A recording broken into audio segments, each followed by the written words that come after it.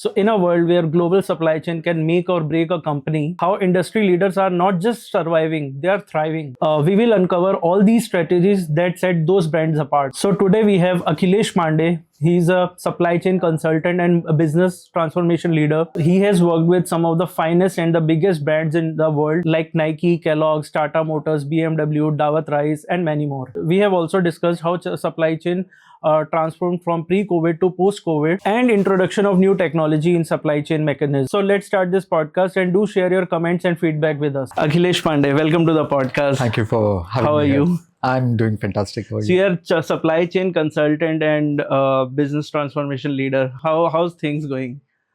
Things are very interesting. I mean, I find so many challenges in the work that I do. So it's always very interesting. Right. And that's what I think we are going to talk about. So overall, businesses are going through a lot of challenges. Post-COVID, there have been very specific challenges. And with all the the tariffs that Mr. Trump is putting, right?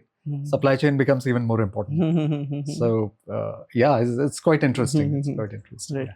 So let's start with how have you been into supply chain? What's your journey? How did it start? It's very interesting because I never thought I'll be in supply chain and operations. So I did my engineering from IIT Roorkee, and then I joined Indian Oil Corporation. We all know, right? Oil company, as a management trainee. Okay. So after my so-called 1 month of honeymoon period in the company, I enjoyed the perks and all. They threw me into operations. Acha. I had never led a team. I had never worked in operations. And I was thrown in the middle of it. And to be specific, I'll just define what those operations were. So liquefied petroleum gas, LPG, the gas cylinders that we have, right? So there's a whole lot of operations around it. Indian Oil had a very big plant.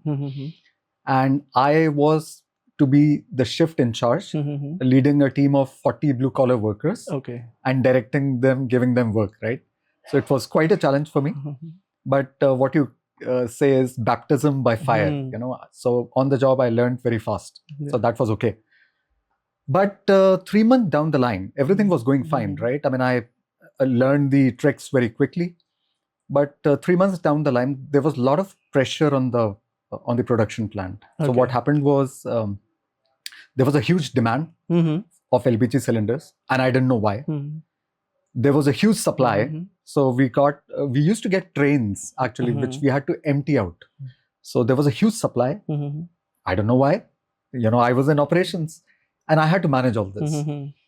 So what happened was there was a lot of pressure and I was going around the plant. There were like 12 work centers. So if you put it on timeline, what time it was?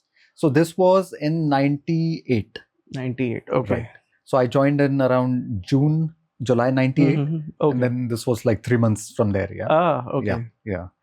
So, so in the middle of these operations, I saw that 3 workers were not doing the job, honestly. Ah, okay. So, and I took them to charge. I mean, I said, because we were lacking on our production targets. One of them turned out to be a union leader. I get it now. And I didn't know. And the next thing that I know is the plant is shut down. Oh, shit. So no worker is working. Everything is totally stopped. But then, okay, things resolved. But later on, what I realized, Sudhanshu, was if I had the end-to-end picture, so I was in operations, I was in the middle. If I knew that the demand is going to grow up, if I knew that I'll have excess supplies, I could have managed the targets very differently. Yes. The situation would not have arisen in the first place.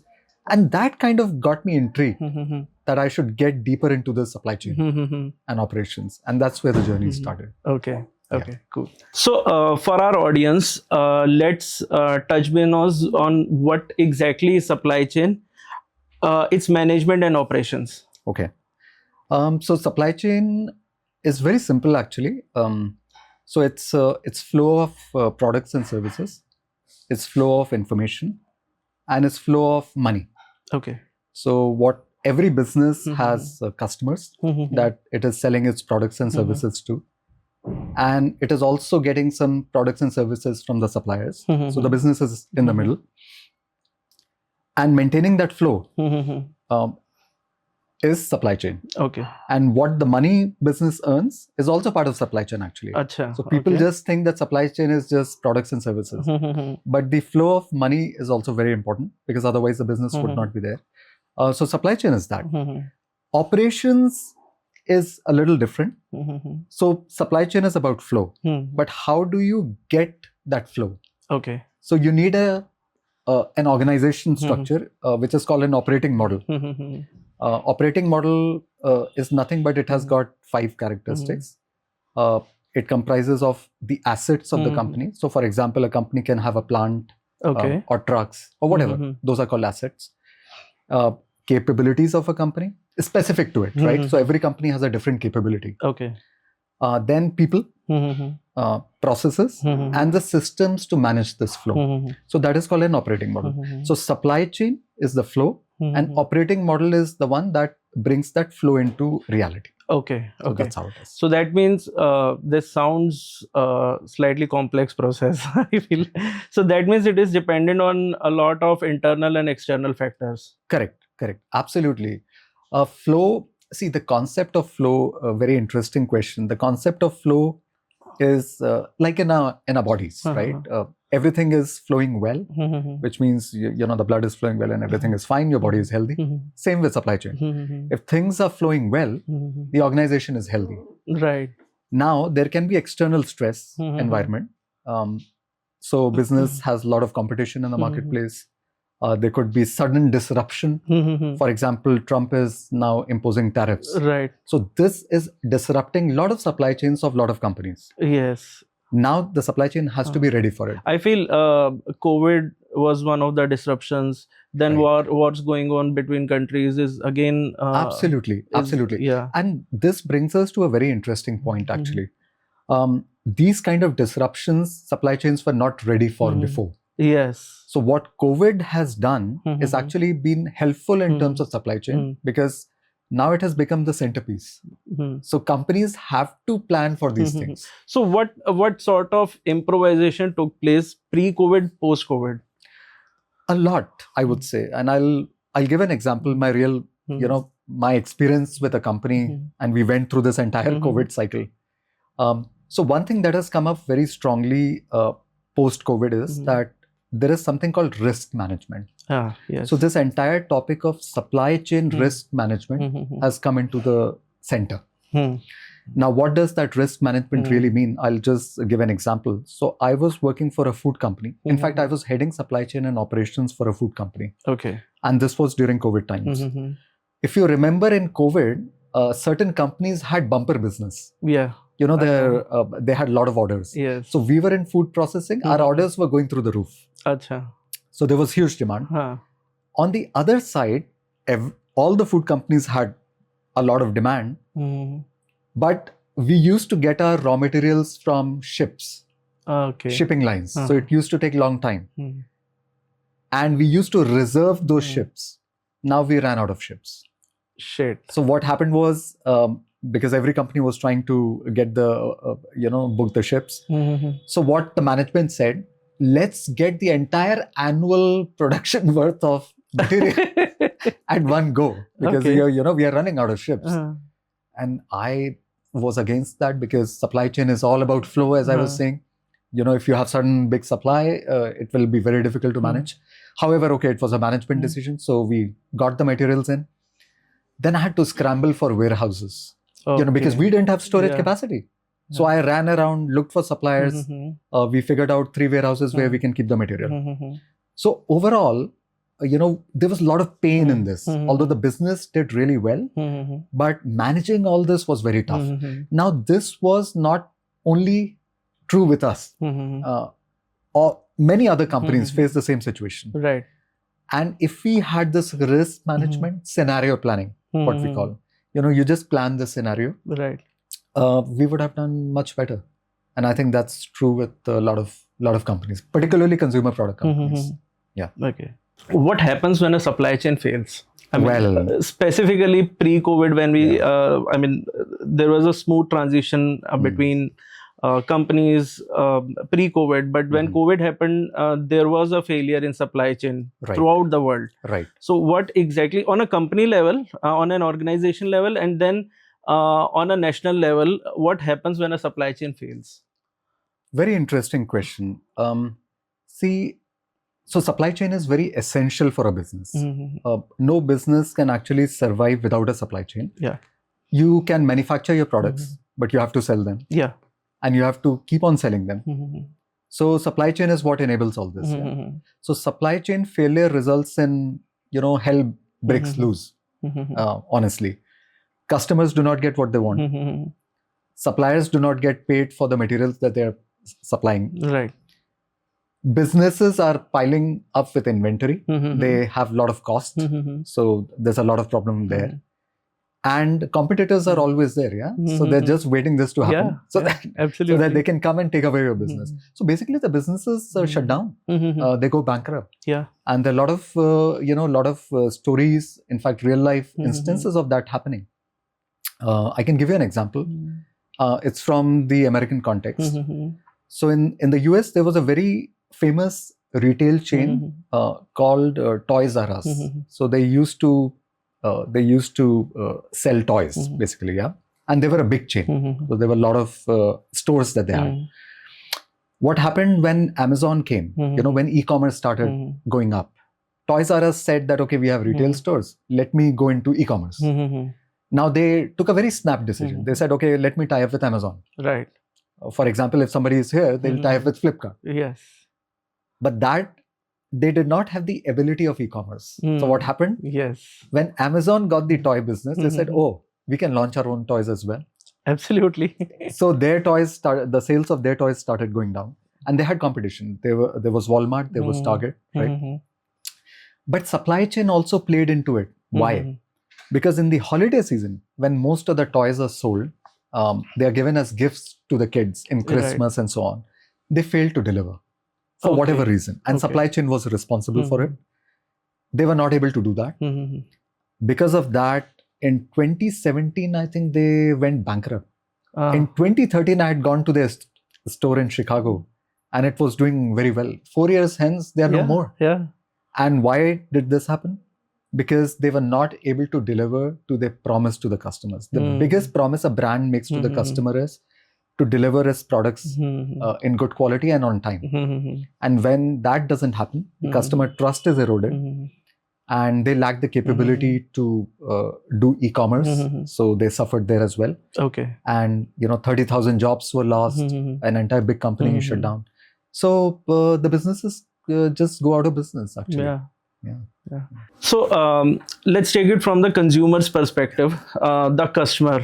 Right. Be it any FMCG product, FMCG brand, be it any automotive, any brand in the world. Right. The ultimate goal is to satisfy the customer. Okay. When such level of disruptions happen, let's keep COVID aside, because that was totally unexpected. But when such level of disruptions happen, how does it affect customers? So, there are two aspects. One is that I am in business because I have to sell my products and services to the customers. Yeah. And I have to be relevant. And I cannot sell anything to the customers, right? I mean, the product has to be of good quality. Yeah. And it has to be available on time and so on, right? So customers definitely face a lot of problem when particularly they don't get the product that they need on time. Yeah. I'll tell you a real life example, actually. And it's happening with us currently. So we ordered a Samsung TV 2 weeks back. Yeah. The brand said, or where we got it from, they said that, okay, you'll get it in 3 days. It's been 15 days. Oh, okay. So now we are thinking that, okay, we need to go to another brand. So that's what happens. So when the customer doesn't get the product, they move to other brands, and you lose your customers. Yeah, absolutely. And the customers also suffer. The bigger the pain, the more the customers remember, and they're never going to come back. If the pain is smaller, if it's a product, if it's a cement products, right? We say commodity products. okay, as a builder, I would need cement for the construction. But as a house owner, I would not care so much, right? The end user. The end user, I'll not care. So who is the customer? That's also very important. Yeah. You know, I'm a consumer, I'm a customer, depending on that. But yeah, if the pain is more, the customers are not going to come back, the brand is going to suffer, and the customer will remember over a long period of time. So that's what happens to the I feel it's not just about losing one customer, it's about losing your references as well. Right. Very good point. So it's, I think it's common knowledge. Probably I'll still mention it. That one bad customer would spread to at least 10 right. customers. Yeah. And that is one aspect. The other aspect that companies don't realize is if a customer is lost and they don't come back, you lose lifetime value. Exactly. Certain products that can be sold throughout the lifetime of the customer, right, that entire revenue is gone. It's not just one customer, one revenue that's correct, gone. It's the entire lifeline that is gone. Correct. When did you decide your career in supply chain? You did your engineering from IIT Roorkee, and then you did your MBA from IIM Lucknow, right? Yes. So when this happened, matlab, right after your bachelor's or right after your MBA? So what happened was, as I said, I joined Indian Oil after my engineering. Okay. And then I realized that I need to understand more about supply chain and operations, because I faced many challenges. Not only in the operations itself, but managing a team, managing somebody, workers who are not always willing to listen to you. So I thought, what kind of education will make more sense? Okay. That's when I thought management education, which teaches you aspects of not only the operations part of it, but leadership, team management, and other aspects of business as well. So then I thought it will be much more broader education if I do that. Although I had an option of just doing pure supply chain related courses. Okay. But then I thought MBA from a top institute would help me understand a lot of other aspects of business that I can use. So that's when I decided to do my MBA. So should I take it as MBA really helps? MBA does help. MBA, I think one quick thing I would mention about MBA is that it actually broadens your horizon. Okay. So you're able to relate different aspects of business. Just give an example. Yeah. Going back to this Indian Oil example. What happened was I didn't know that the demand is going to go up for LPG cylinders. Yeah. But what is the reason that the demand went up? I have to think now from a business standpoint. When I dug into this issue, I realized that the sales team had promised discounts to the dealers. Okay. And they were going to expire. So they were getting more product so that they can take advantage of the discounts. Now this end-to-end comes only with something like an MBA. Then I'm able to relate why things happen. It can be a different department because of their actions. Supply chain is getting influenced, so I can relate it better. So that's what makes sense. Okay, cool. So you have worked with a lot of brands around the world. What are your experiences with those brands and key takeaways? Absolutely. So I'll mention about I've worked for brands in different industries. Let me start with fashion and retail, because two important clients that I worked were from this industry. The first one was Nike. Okay. And the second one was Levi's. And by the way, I got Levi's assignment because I had already done an assignment with Nike. So they are always looking for competitor information or some best practices from the competitors. Always. Right? So the interesting thing about Nike was that, in fact, let me mention the Nike story actually. Nike suddenly experienced a whole lot of growth in later 1990s and early 2000s. So what they were thinking was, in order to sustain that growth, they have to really transform their supply chain. Yes. They established a supply chain university within Nike. Actually, Nike has an internal supply chain program. Wow. So they started doing all those efforts to become better in supply chain. And what they thought in early 2000 was that if they are able to bring a technology that can help them scale up and become better, they wanted to do that, right? So they got a leading player from the industry called i2. i2 at that time was the best supply chain planning software product, you can say. What Nike did wrong was it took the technology first strategy. Technology is not the solution. The solution is always from the business side. Nike had disastrous consequences because of that. But what kind of? Yeah, so what happened was there was wrong input from Nike's side, and there were a lot of blame games, right? Yeah. So always. I2 said, Nike is to be blamed. Nike said I2 is to be blamed. But whatever said and done, the supply chain planning that I2 is supposed to do, this product, in terms of from Nike's side, it did not do well. So their inventories went through the roof. They had inventory of those products which were not selling, and there were shortages of products which they were selling. So, for example, Air Jordan. Yeah, right. Now they ran out of Air Jordans at one point in time, and there was a important basketball match going on. And basketball is very popular in the States.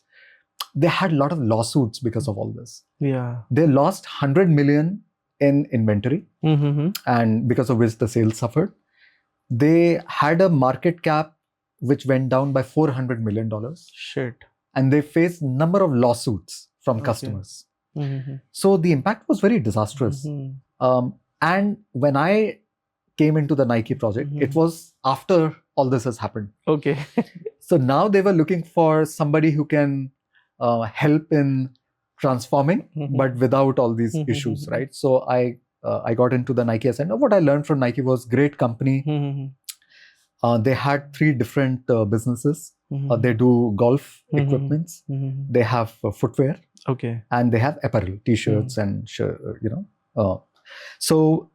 and these 3 businesses, the heads of these businesses, I used to work with the directors and the senior managers of these businesses. They never used to gel along with each other. I know. So as a consultant, I had to do the end-to-end. And I had to bring them on board. And I had interesting challenges. And the key lesson was that whatever comes your way, you take it as a learning step, and then you just do the best that you can. Correct. So that was one with Nike, right? And Levi's was a little different, but however, because it's in the same industry, I'll not talk about it. Maybe I'll go to another customer. And this is a very interesting assignment again. It was with Kellogg's. So Kellogg's is a cereal manufacturer, and I went there as a consultant to assess their supply chain operations. So there was a director in Kellogg with whom I was working, and the idea was that I have to interview a lot of supply chain people and then come up with a recommendation how Kellogg can do better. So I started my process. I started interviewing. I had all the diagrams and whatever consulting things have to be done, right? I was doing all that. So it was maybe a week into the assignment, my customer called me and they said, you know what, one of the main expectations from this assignment is that we are able to cut down our workforce in supply chain. So whatever, whomever you're interacting with, they might not have their jobs. I said, okay, now I have to still do my assignment. And these guys would also know somehow, because in the organization, this kind of news spreads, right? It became really challenging after that, because people got to understand that, okay, whatever I'm doing is actually going to impact their careers. So there was a lot of challenge around that, but I navigated. As a consultant, you have to just navigate whatever challenge comes your way. But I did my assignment. I provided my recommendation. And and then I walked away from there. Reducing workforce, how does it impact the entire supply chain operations? Right. Very good question again. See, it depends on the industry. Now, in certain cases, supply chain is comprised of a lot of parts, you can say, yeah. So some parts can be automated or they can be streamlined. Okay. So when the company is going through cost reduction exercise, the first thing that they look at is cutting down workforce. And in supply chain operations, they find that they can squeeze the workforce. So let me give you an example. As a customer, if I'm a business is supposed to sell its products to the customers, right? And we have to do it in the best way possible, because customer satisfaction is important. But we also have to do it profitably. Yeah. Now, customer satisfaction is external. So from your point of view as a customer, you want to be satisfied. Yeah. But from a company's point of view, which is internal, I want to make money. Yeah. I want to be profitable, right? That is where the clash comes. And in supply chain, if I'm trying to increase customer satisfaction, but I have to spend a lot, then certain companies which cannot increase the cost beyond cannot increase the prices, right, would try to reduce cost. And that's what was happening with Kellogg. Kellogg is in a very competitive industry. So they were trying to reduce cost. And workforce reduction was one of the major components of cost. Right. So they were trying to do that. So workforce reduction is equal to inclusion or maybe introduction of new technology. Right. So there is, whenever we are doing and I've done these kind of assignments a lot. So workforce reduction always comes with a change in process in the way the company is operating. Right. And then automation. So these are two aspects. So technology definitely is an enabler for automation. However, the first thing that comes up is we got to change the way that we are doing things. So for example, in Kellogg, they had 10 people who were focused on managing supply chain operations. Okay. And they were managing just small part of it, which is procurement and cash, cash cycle. Right. So order to cash, we call it order to cash cycle. And that was too much. And with automation, with technologies, we were able to reduce it by more than half. So in certain areas, it definitely helps. Okay. And in the current environment, when we talk about AI and all this, automation is becoming even more important, and supply chain is getting impacted by that. Right. So wherever there is automation of any process, you can reduce workforce essentially. But that's not how things should be. Right. We call it redeploy the workforce. So if you remove your workforce from one area, you take them to another area. Right. And upskill them so that they can take other aspects of business, right? Absolutely. So that's more important in my view. So does it impact immediately or in a shorter run, or then again in a longer run? So it can be both ways, actually. One of the assignments that I'm doing for a global consumer product company, there the workforce reduction will happen in next 1 year. Okay. But we are letting the management know. The management is not letting its people know, but the management is preparing. Okay. So there is a long path towards workforce reduction. In certain places, the workforce reduction could be a little bit more dramatic and drastic. Okay. Now, and that happens particularly in manufacturing. What happens in manufacturing, if my products are not selling that well, I have my fixed costs. I have, let's say, 100 workers and so on. I can reduce my workforce by half, even the next day. Okay. But that depends again on the geography. Yeah. I can do this in India. I can't do it in Europe, where there's a whole lot of unionization. Yeah. Right? But those factors are also very important. In fact, those factors are more important. You have to prepare for their exit plans. You have to give them bonuses and so on, right? So there's this additional cost of firing also. Exactly. So companies have to take into account even that aspect. We talked about inventory. We talked about, keeping warehousing. We talked about warehousing. Right. In such cases, how do brands maintain or create a balance between cost efficiency and sustainability/profitability? Okay. This has got your question has a lot of aspects, different things. Let me address each one of them, right? So one is cost efficiency. The second aspect is, I think, sustainability, you said, Yeah. and the third one is profitability. Let's focus on each one of them independently. Let's talk about cost efficiency first. Cost efficiency used to be the primary objective of supply chains till about 1990 and 95. After that, it's more about being effective. So what that means is, initially the supply chains were industrial supply chains. Okay. So for example, I used to produce product whether the customer needs it or not, and then I used to ship it out. So there, the main aspect was that whatever I produce, the customer is going to buy. I need to make my operations as efficient as possible. Right. Because efficiency is directly related to profitability. Correct. So the cost efficiency focus was there to increase the profitability.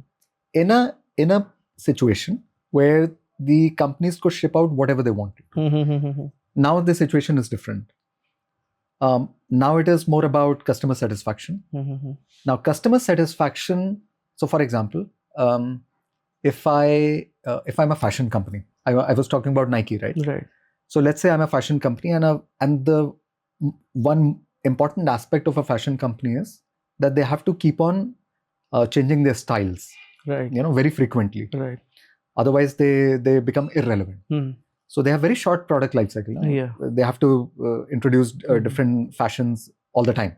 Correct. Now, what happens is, if they are not able to bring their products to market on time, customer satisfaction is going to get hurt, right? So they have to be very agile. And with agility comes cost. Because now everything, your warehousing, your other operations need to be very fast as well. Absolutely. So there could be a dip in profitability. However, customer satisfaction increases. So it becomes more effective, So and it can is we required. take Zara as one of the examples? Zara is one very key example, because Zara is able to, in fact, it's a very famous case study. Yes. That Zara is able to introduce its designs so fast and change them so fast. Yeah. The supply chain operations have to be really very fast. Exactly. The way that Zara has done that is very interesting, because what used to happen in fashion companies was that if I have to procure a fabric, my vendor will be somewhere, let's say, in Asia. Okay. And their vendor will be somewhere in Asia or somewhere. So it was a very long supply chain. Then your product managers were there in some other country. So Nike and Levi's, they have very distributed supply chain. Okay. What Zara did was, because it has to introduce this fast, they co-located. Okay. So their suppliers are not very far away. In fact, some of their designers and their product, the people who plan their products, the merchandisers, they sit together in the factory. Okay. So there's a very quick turnaround time. So Zara has created its own DNA of being very fast, and that's how they've been able to have such a high customer satisfaction. Profitability, of course, is a question. I mean, they might have lower margin, or maybe because of their competitive nature of their industry, and because Zara has been able to do this better than others, right, they can charge premium on its product. Right. So their profitability might still not suffer. But if Levi's does that, their profitability will suffer. And customer retention will also be there. Correct. Right. Exactly. So profitability and efficiency are related. And then sustainability. Now, sustainability has become a very big thing. What companies are doing right now, the big companies I can talk about, right? Like PepsiCo, Danone, Unilever. So these companies, what they are doing is, the sustainability agenda is there, and they have to make the supply chains really sustainable.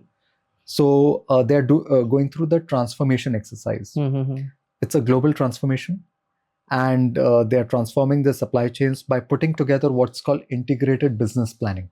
Okay. Now, integrated business planning is a little bit more than supply chain, and they're bringing the financial planning and supply chain planning together.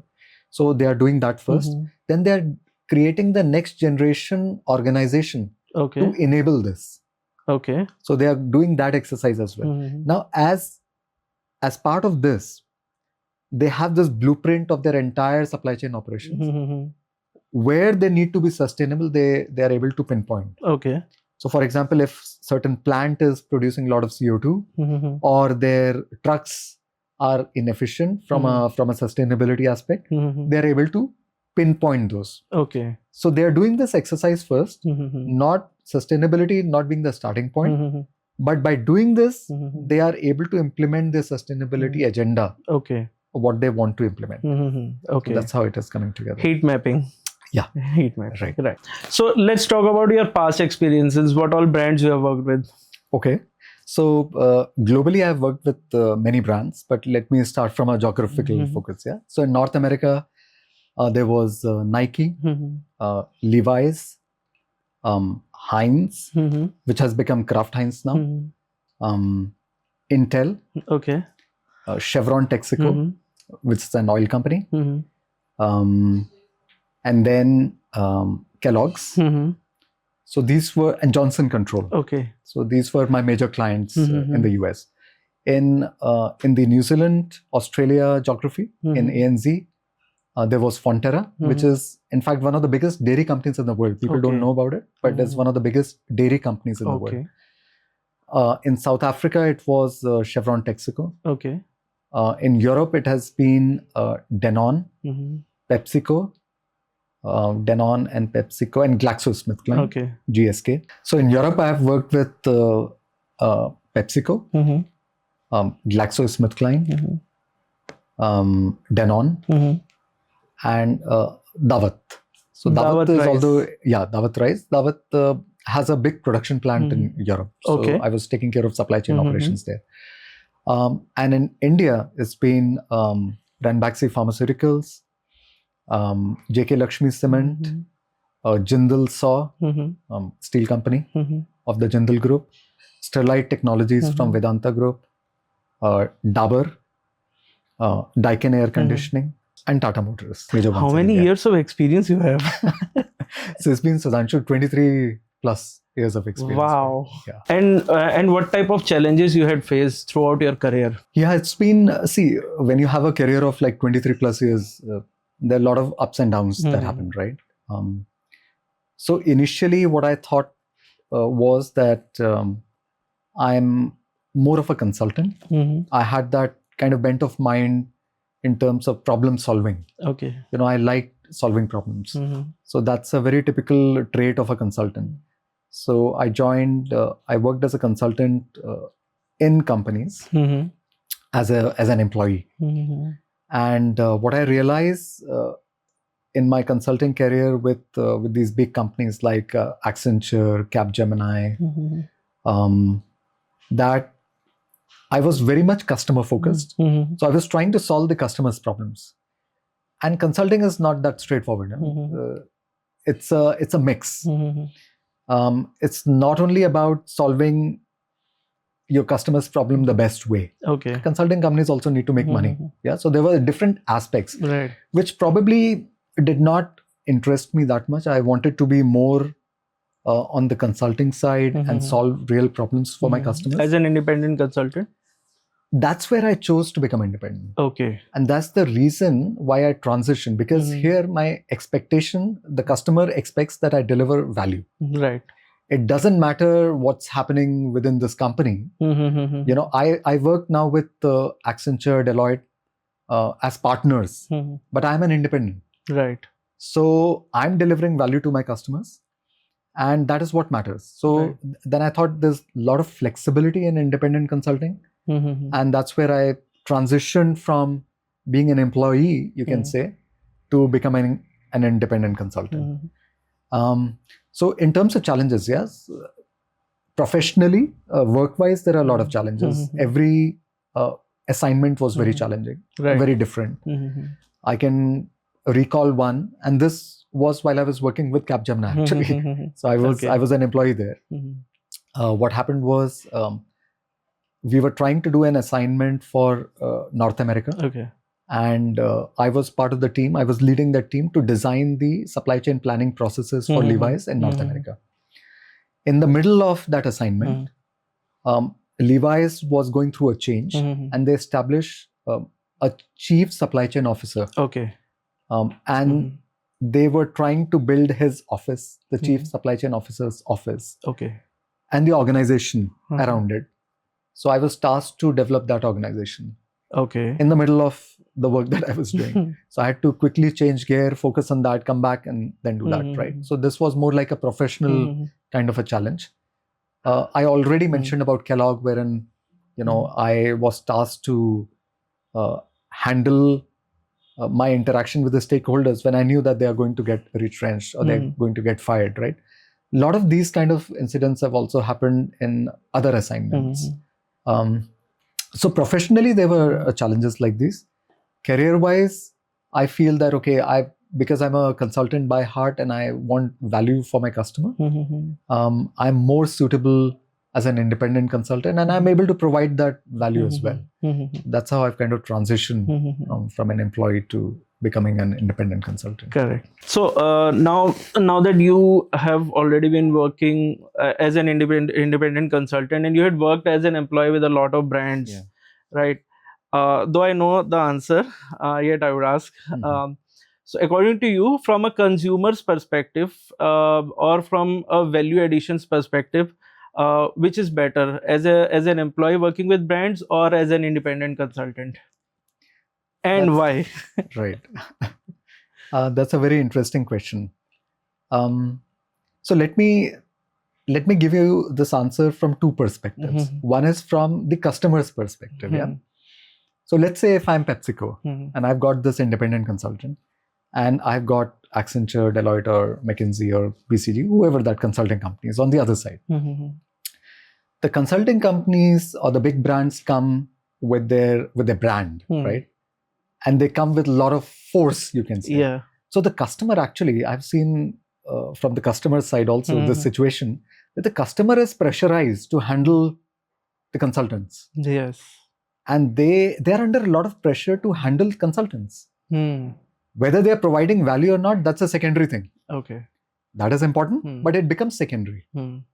Management is primary. Management is primary. Deriving value from a big brand is primary. Right. So a lot of customers, they have to put those people who can interact with these brands and try to derive value. As an independent consultant, I'm questioned directly. Yes. And I have to provide value directly. And it is very obvious. There is no hierarchy. So whatever value I'm providing is in front of the customer. Whereas if I'm an employee, it goes through so many changes that whatever I'm trying to convey to the customer doesn't remain the same thing when it actually comes out. Absolutely. So it is more suited to various political and other aspects and then presented to the customer, rather than what customer is actually wanting. Okay. And I've seen that a lot of times customer really feels kind of, cheated is a big word, but they feel dissatisfied that after investing so much, why did they get this? If they are investing $10 million, let's say, and they get 100 slide PowerPoint, which is the entire strategy. Correct. It doesn't make sense for them. Right. Because what am I going to do with this? Whereas as an independent consultant, I do not produce those many PowerPoints. Yeah. Of course, I have to for certain audience, but they want actual value. How am I going to do it? And then I help them to do it. So that is also expected. As an employee of a big brand, they don't expect that you are going to help them deliver that value. Absolutely. The entire burden, once the consultant goes away, comes to the customer. And now they have to implement. And the consultant is already gone. Right. Whereas as an independent, they can catch hold of me anytime. And in fact, I can't just walk away. So that is good in the sense that I love to do that because I've always been customer focused. Right. So that's why I love doing that. And that's a key difference, I believe, in, as an employee, if you're a consultant and if you're an independent consultant. Correct. So let's talk about some key takeaways for brands. So for brands, I think as I mentioned before, the brand promise is very important. And what is a brand promise? That I'm able to deliver quality products on time to my customer. So key takeaway for a brand from a supply chain point of view is that I cannot ignore my supply chain and operations. Right. My brand reputation can suffer if I'm not able to deliver on my brand promise and if supply chain and operations are responsible. Right. Most of the times what happens is we talk about supply chain only in context of providing the product. there's a service element to it. After I have sold my product, a lot of industries, for example, automotive, there is a service element, a big service element to the cars that are sold. If my after sales service is not good, my brand suffers. So my supply chain not only has to take care of one-time selling, right, it has to continuously ensure that the customer service, which is also part of supply chain and operations, by the way, because and it's a very important point. Right, and it's a very different supply chain, but it's still a supply chain that also needs to function. Yeah. Yes, if I've sold a t-shirt, I don't care. Yeah. But if there is a World Cup going on and I've promised to sell this kind of a t-shirt and there's a lot of hype around it, but I'm not able to sell because I don't have my product available, and my brand reputation is going to suffer. Absolutely. Same thing happened with Air Jordan for Nike. So for keeping the brand promise, supply chain and operations need to be carefully designed and ensure that they are very effective. Because it's not only about very efficient, but you have to be really effective. Absolutely. And this applies to a lot of brands. It is not only, in fact, in today's world, let's talk about Indian brands, right? Zomato, for example. I mean, my expectation from Blinkit or Zomato is that they are going to deliver the product in 10 minutes or under 10 minutes or whatever. Yeah, a Blinkit. If that promise goes away, Blinkit goes away. Yeah. Entire Blinkit will not be there. Correct. So, if the promise has been made to the customer and if my supply chain operations do not support that promise, the businesses can disappear, as we were saying. Yeah. So brands have to pay a lot of attention to supply chain and operations. So key takeaway is that brands should focus on supply chain and operations, and they do focus. Yeah. And post-COVID, there's been a huge amount of focus. With the tariffs now that are being applied in the US, a lot of things will change. And Indian brands who are trying to access foreign markets, they'll have difficulty in entering. Right. So they have to think differently now. So brands also have to be very flexible in designing their supply chain. If this does not work out, what will be the alternative? Okay. So they have to take care of all these aspects. Okay. And for those who are planning to start their career in supply chain management and operations, what message do you have for them? How can they do that? Right. I look at it in three ways. Yeah. So there are very typical careers in supply chain. So I'll talk about them first. And then how can you groom yourself to become a real supply chain expert? Right. So let me address that also, right? From a career standpoint, usually people who have graduated from management, either they have specialized in supply chain or they are general management, but tend to work in the supply chain and operations of a company. Okay. So there are those avenues that are open. And supply chain work in the company is very different from consulting work. So there is supply chain consulting as well. Okay.